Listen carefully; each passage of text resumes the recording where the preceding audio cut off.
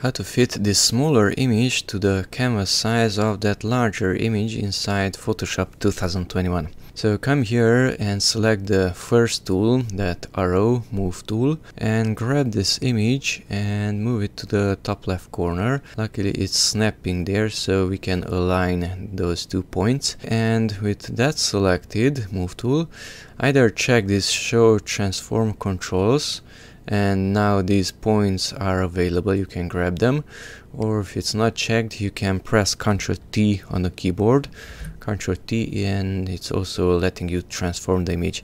So grab the other corner and move it to there. Of course here it's not snapping.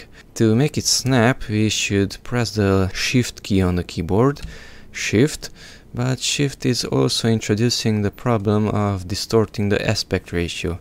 But at least it's snapping to the side. Okay, so I distorted the aspect ratio, but at least I stretch it out to the size of the canvas. And I can accept it like this. If I don't want that method to distort the aspect ratio, then I can undo it, Ctrl Z, and here in Properties we have these windows up here, and Transform. That can be opened from Window and Properties.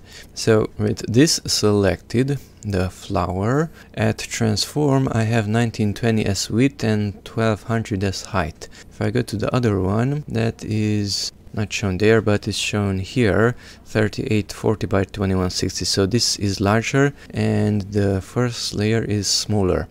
Okay, so introduce that size 3840 to the width 3840 and press enter. So I just increased the width of that image, and now if I press Ctrl T, now I can see that the bottom portion is cut off. If I want I can move it up or down to see the lower portion, or move it down to see the top portion. So in this case I conserved the aspect ratio and I fitted the flower image into the canvas of the other image and accept it.